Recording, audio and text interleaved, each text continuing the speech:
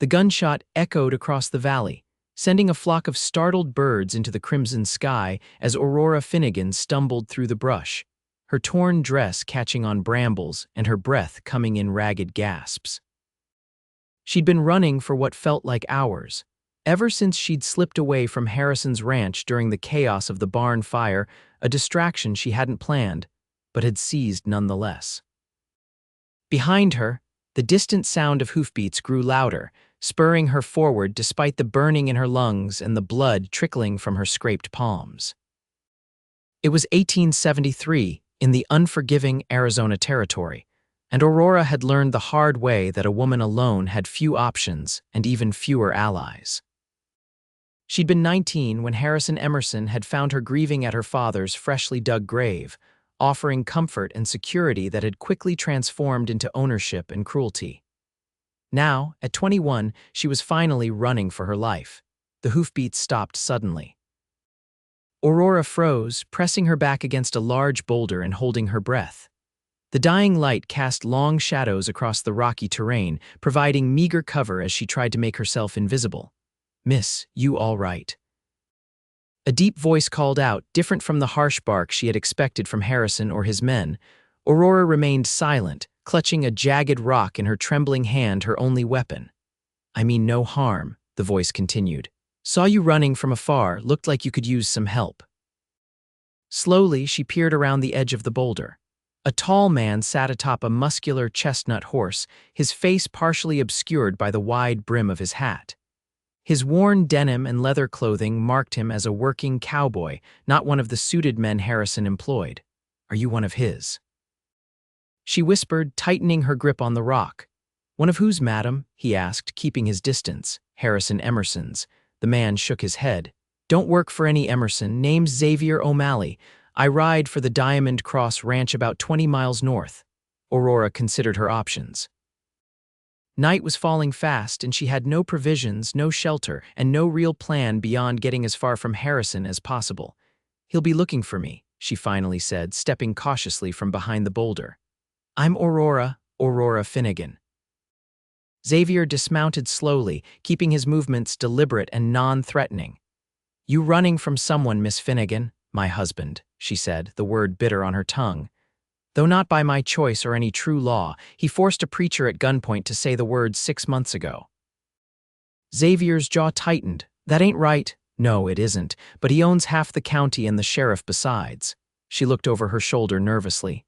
"I have to keep moving. He'll have men searching everywhere by now. Where are you headed?" "California," she answered, having decided this only in the moment. "My mother's sister lives in Sacramento. She'd take me in." Xavier studied her for a moment, noting her torn clothing, exhausted state, and determined expression. "That's near 400 miles, Miss Finnegan. Not a journey to make on foot." "I don't have much choice." He glanced at the darkening sky. "Night's coming. There's a line shack about an hour's ride from here. Could get you there safely, give you a chance to rest before continuing on." Aurora hesitated. "Why would you help me?" "My ma raised me to believe a decent man doesn't turn his back on someone in need." He paused, then added more quietly, "And I've seen what men like your Emerson do to those they claim to own." She studied him, the weathered tan of his face, the steady blue eyes that met hers without flinching, the calloused hands that spoke of honest work. Her instincts, honed by months of navigating Harrison's volatile moods, detected no immediate threat. "He'll drag me back," she said softly, voicing her greatest fear. "If he finds me, he'll drag me back to that house and make me wish I'd never run." Xavier's expression hardened, a flash of something fierce crossing his features. "Then I'll die before I let him touch you." The conviction in his voice startled her. Aurora had learned to distrust men's promises, but something about the quiet certainty in Xavier's tone made her want to believe him. "All right," she decided. "To the line shack." Xavier helped her onto his horse, mounting behind her with practiced ease. As they rode through the gathering darkness, Aurora remained alert for any sign of pursuit, but the desert night remained still except for the rhythmic hoofbeats of Xavier's horse. The line shack was little more than a one-room cabin with a small corral attached, but after her desperate flight, it looked like a fortress to Aurora. Xavier dismounted first, helping her down before leading his horse to the corral.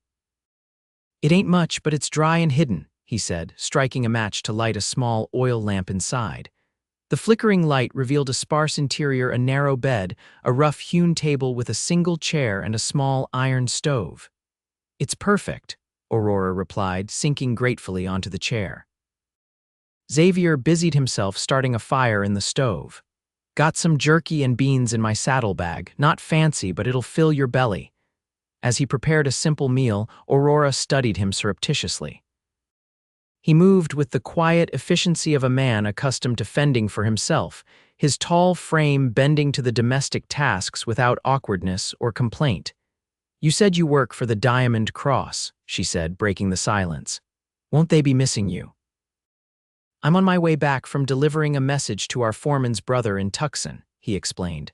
"Not expected back until tomorrow evening. So you're risking your job to help me," Xavier shrugged, stirring the beans heating on the stove. "Some things matter more than a job."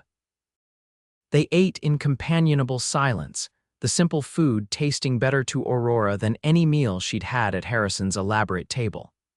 After they finished, Xavier insisted she take the bed while he slept on the floor near the door. "In case we have visitors in the night," he explained, checking that his revolver was loaded. Despite her exhaustion, sleep eluded Aurora. She lay awake, listening to Xavier's steady breathing, wondering at the strange twist of fate that had brought her to this cabin with this quiet, steadfast man. She'd learned to be wary of kindness. Harrison's initial charm had hidden a monster, but Xavier's help seemed to come without expectation of reward. "You awake over there?" Xavier's voice came softly through the darkness. "Yes," she admitted. "Can't seem to quiet my mind, want to talk about it." "Might help." Aurora hesitated, then found herself telling him everything: how her father had died suddenly, leaving debts she hadn't known about, how Harrison had appeared with documents claiming ownership of their small ranch, how he'd offered marriage as a solution to her troubles, only to reveal his true nature once she was isolated at his property. "He keeps me locked in when he's gone," she said, her voice barely above a whisper. "Treats me like I'm something he purchased. When I tried to leave the first time, he broke my wrist and told me the next time it would be my neck." In the dim light from the banked fire, she saw Xavier's hands clench into fists. "How did you get away this time?" he asked, his voice tight with controlled anger. "One of the stable hands, Tommy, he's just a boy, really. Harrison treats him terribly too." "He accidentally knocked over a lantern in the barn." She paused. "At least that's what he told Harrison. I think he did it on purpose to create a distraction. Everyone was rushing to save the horses, and I just ran." "This Tommy," Xavier said, "will he be in danger for helping you?" Aurora hadn't considered this. I don't know. Harrison might suspect, but Tommy's the best with the horses. He wouldn't hurt him too badly. Men like Harrison don't need much reason for cruelty." They fell silent, both contemplating the boy who might be paying the price for Aurora's freedom. "First light, we'll head north," Xavier said finally. "I know some folks who can help get you to California." "I can't ask you to risk more you didn't ask. I'm offering." Dawn broke with a violent pounding on the cabin door. Aurora bolted upright in terror as Xavier was already on his feet, gun drawn. "O'Malley, you in there? It's Caleb Preston." Xavier relaxed slightly, though he kept his gun ready as he cracked open the door. "Preston, what brings you out this way?" A weather-beaten cowboy with graying temples stood outside, his expression grim. "Riding for the boss. There's trouble. Harrison Emerson's got a search party out. Claims his wife ran off after setting fire to his barn. He's offering $500 for her return." Aurora's blood ran cold. Xavier's posture remained casual, betraying nothing. "That's so. Haven't seen any woman out this way. Just stopped here for the night on my way back." Preston's eyes narrowed. "Emerson's got 15 men combing these hills. Said she's a pretty thing with long auburn hair, about 20 years old. Described her real particular like. Sounds like a man who knows what's his," Xavier said carefully. "But like I said, haven't seen anyone matching that description." Preston seemed to accept this, but as he turned to go, he added, "Word is, she's not just a runaway wife. Emerson's saying she stole family heirlooms, makes it a hanging offense, O'Malley." After Preston rode off, Xavier quickly began gathering their few possessions. We need to move, now. He's lying about the theft, Aurora said, her hands shaking as she helped pack. It's just his way of ensuring no one will help me. I figured as much. Men like him don't take kindly to losing what they consider property. Xavier checked outside before ushering her to his horse. We'll head west first, throw them off our trail, then cut north through Miller's Canyon. They rode hard for hours, avoiding main trails and keeping to the rougher terrain where pursuit would be more difficult. By midday, they paused in a sheltered draw to rest the horse and share their dwindling water supply. We can't keep this pace, Xavier said, studying the exhaustion evident in Aurora's face. Horse needs rest, and so do you. We can't stop, she insisted, not with 15 men looking for us, not stopping, just changing tactics. He pointed to a distant plume of dust. That's the stage road to Prescott. Stage should be coming through in about an hour. The stage, but they'll be watching for me there. Not if they don't recognize you. From his saddlebag, Xavier produced a small bundle. Bought these in Tucson for my sister's birthday, but I reckon you need them more. Inside was a plain brown dress, much different from Aurora's torn blue one, and a simple bonnet. There was also a small pair of scissors. Aurora understood immediately. My hair, Xavier nodded grimly. It's distinctive. Emerson made sure to mention it specifically. Without hesitation, Aurora took the scissors. Would you help me? I can't see what I'm doing. With careful hands, Xavier cut her long auburn locks, transforming her appearance as thick strands fell to the dusty ground. When he finished, her hair barely reached her chin, a drastically different look that, combined with the plain dress and bonnet, would make her far less recognizable. Thank you, she said, running her fingers through her shortened hair. For everything. Don't thank me yet. We still need to get you safely away. The plan was simple but risky. Xavier would approach the stagecoach alone, pay for Aurora's passage to Prescott, then ride separately to avoid suspicion. They would reunite in Prescott and continue north from there. As they waited for the stage behind a rocky outcropping, Xavier suddenly gripped Aurora's arm. Riders coming. Get down. They flattened themselves against the ground as 4 horsemen galloped past on the trail below. Aurora's breath caught. She recognized one of them as Jackson, Harrison's foreman and most loyal enforcer. They're heading for the stage road, Xavier whispered once they'd passed. Change of plans. We can't risk the stage now. What do we do? Xavier's face was grim. There's an old mining camp about 15 miles northwest. Friend of mine, Silas Carter, lives there. He doesn't much care for law or rich men's claims. He'll hide us. They set off immediately, taking a circuitous route through increasingly rugged terrain. The sun beat down mercilessly as they climbed higher into the hills, Aurora clinging to Xavier's back as his horse picked its way carefully along narrow trails. By late afternoon, they reached a secluded valley where a cluster of weathered buildings stood beside a small creek. A thin spiral of smoke rose from the chimney of the largest cabin. Silas, Xavier called as they approached. It's Xavier O'Malley. The cabin door opened, revealing a lean, white-bearded man holding a shotgun. His weathered face broke into a smile when he recognized Xavier. Well, I'll be damned. The prodigal cowboy returns. Silas lowered his shotgun, eyes darting to Aurora. And with company, I see. Inside the cabin, over cups of strong coffee, Xavier explained their situation. Silas listened without interruption, occasionally nodding or frowning as the tale unfolded. Harrison Emerson, he spat when Xavier finished, knew his father, cut from the same rotten cloth, those two. Old man Emerson swindled half the prospectors in these parts back in the 50s. Then you'll help us? Aurora asked hopefully. Silas studied her for a moment. Ain't no friend of mine ever been turned away from my door, and any enemy of the Emersons is a friend of mine. He stroked his beard thoughtfully. Got a wagon leaving for Carson City day after tomorrow. Taking a load of supplies up to my brother's silver operation. You'd be welcome to ride along.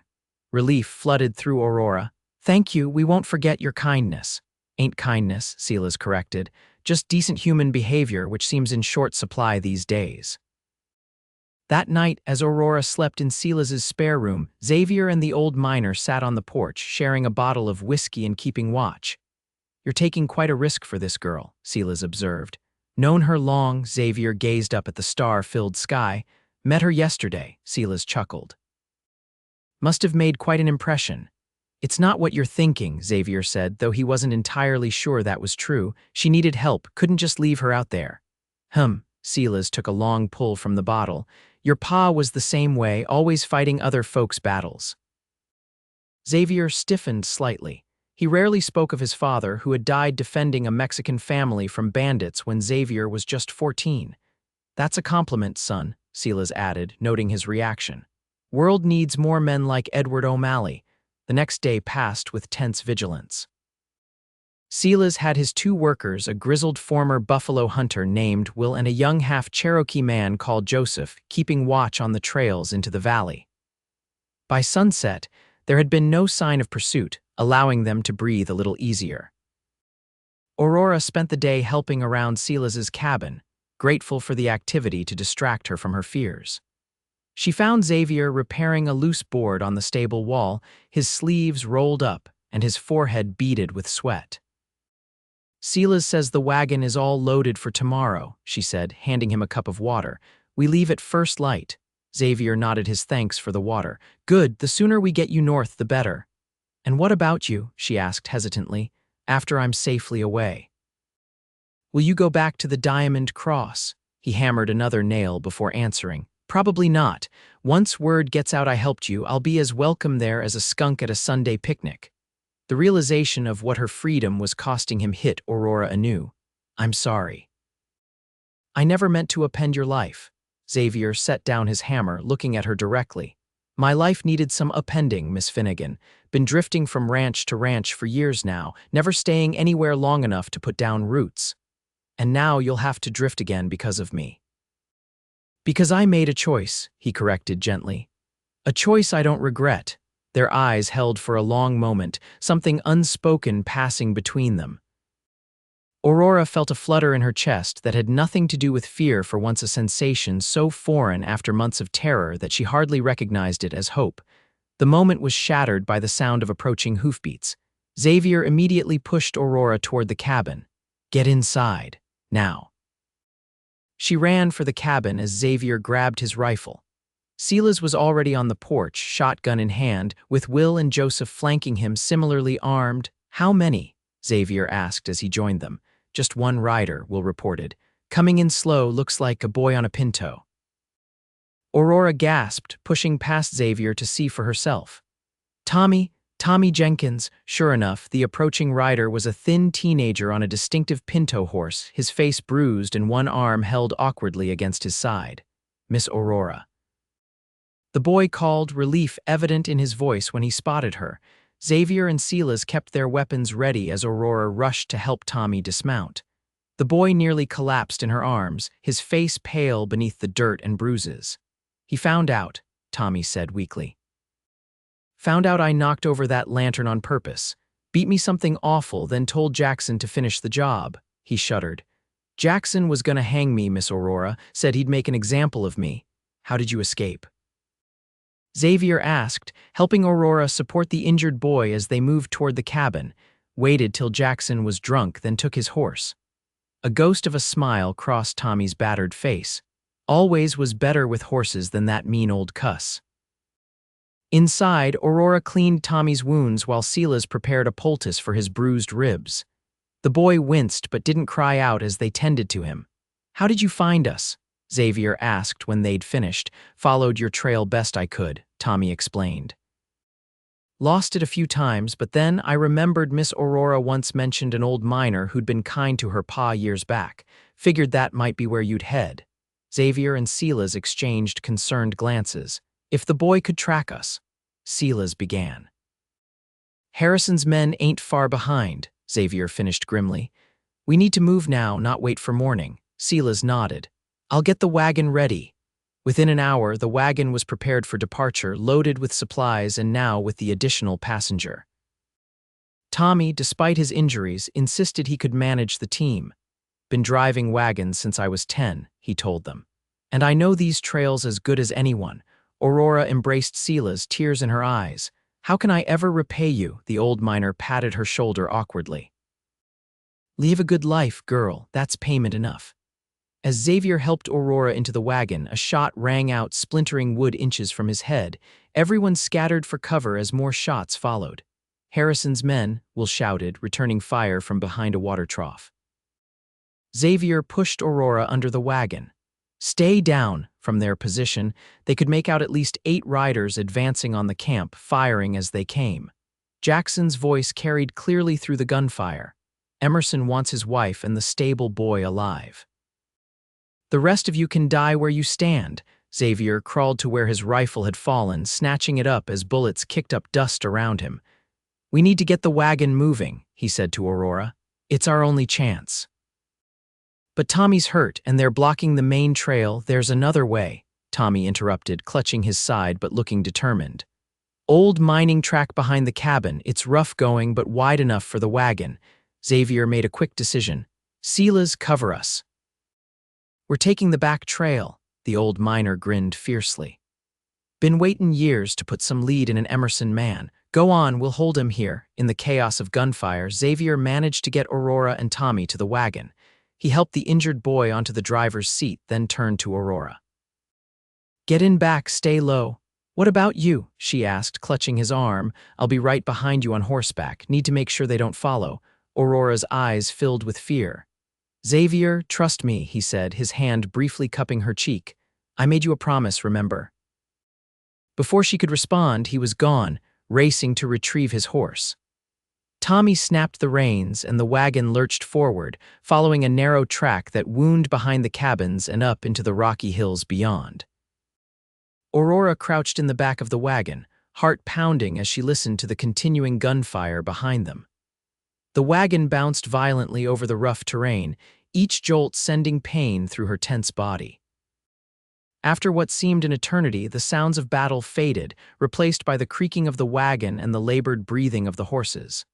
Tommy, she called. Any sign of pursuit? The boy glanced back, his face pale with pain. Not yet, Miss Aurora, but we ain't in the clear. This trail connects back to the main road about 5 miles north. And Xavier, Tommy shook his head. No sign of him either. Fear clutched at Aurora's heart. Had Xavier fallen? Was he lying back there, bleeding or worse? The thought was almost unbearable. They continued for another hour, the wagon slowing as the horses tired on the difficult terrain. Tommy's condition was deteriorating, his hands shaking on the reins as he fought to stay conscious. Let me drive, Aurora insisted, climbing carefully to the front seat. Tommy didn't argue, sliding over with a grateful nod. As Aurora took the reins, the sound of hoofbeats approached from behind. She tensed, ready to urge the horses to a dangerous gallop when Tommy's face broke into a smile. It's Mr. O'Malley. Xavier rode up alongside the wagon, his face streaked with soot, and a blood-stained bandage wrapped around his upper arm.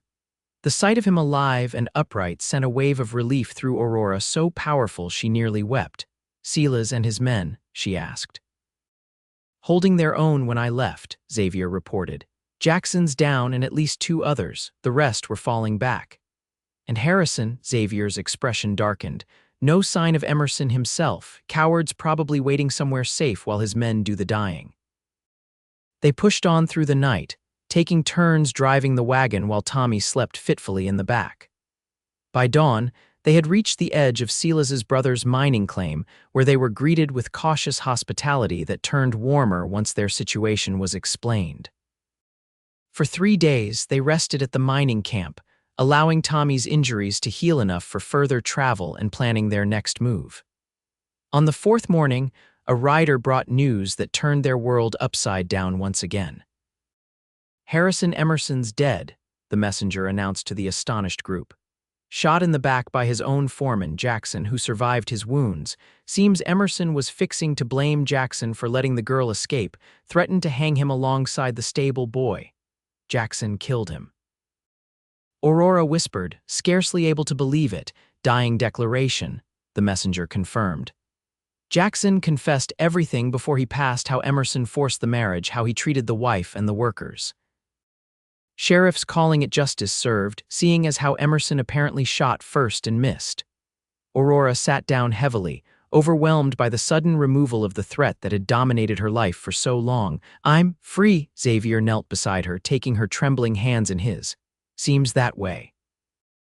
In the days that followed, as the news was confirmed through multiple sources, Aurora gradually accepted her unexpected liberation.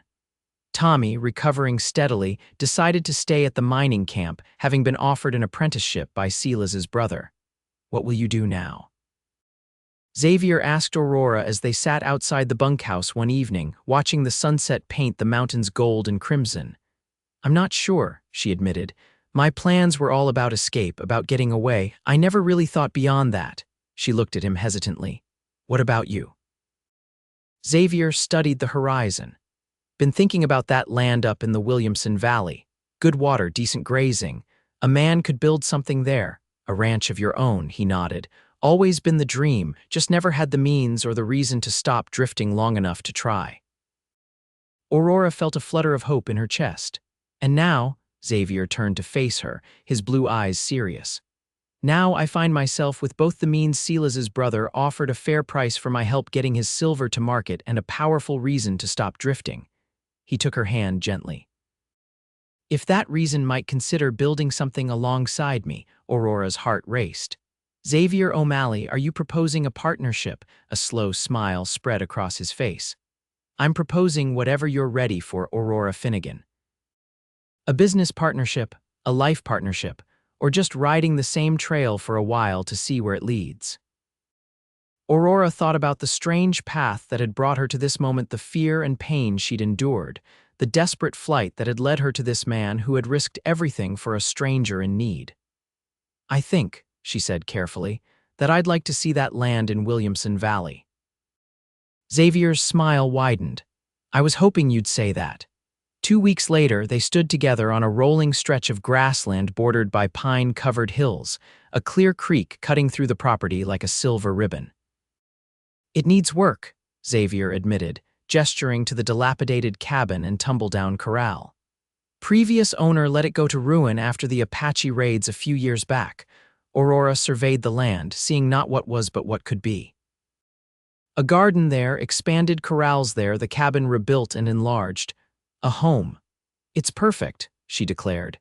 That evening, as they camped beside the creek, planning their future beneath a canopy of stars, Xavier took her hand. "There's something I've been wanting to do since that first night in the line shack," he said softly. Aurora smiled, leaning closer. "What's that?" His kiss was gentle at first, then deepened as she responded, her arms winding around his neck. When they finally broke apart, both breathless, Aurora rested her forehead against his. "You know," she whispered, "when I ran from Harrison, I was running away from something. I never expected to find something to run toward." Xavier brushed a strand of her growing hair behind her ear. "Life has a way of surprising us." "Indeed it does," she agreed, before pulling him in for another kiss beneath the vast western sky. By the following spring, the Williamson Valley ranch, christened New Dawn by Aurora, was taking shape. The cabin had been rebuilt and expanded, a small herd of cattle grazed the valley, and a vegetable garden flourished beside the creek. News had spread that the Diamond Cross Cowboy and Harrison Emerson's former captive were establishing themselves as respectable ranchers, leading to both curiosity and cautious acceptance from their neighbors. On a perfect May morning, with wildflowers carpeting the valley, Aurora and Xavier were married beneath an arch of twisted juniper branches. Silas, having recovered fully from the wounds received defending them, stood as Xavier's best man, while Tommy, now a strapping young man apprenticed to the region's most respected silversmith, proudly escorted Aurora. As they exchanged vows before the small gathering of friends and neighbors, Aurora thought of how far she had come from that terrified young woman fleeing through the brush less than a year ago. "I never believed in second chances," she told Xavier as they danced beneath the stars that night. "Or in heroes." Xavier's arms tightened around her. "And now," Aurora smiled up at the man who had kept his promise, the man who had been willing to die before letting harm come to her, the man who had instead helped her build a new life filled with love and possibility. "Now," she said, "I believe in both."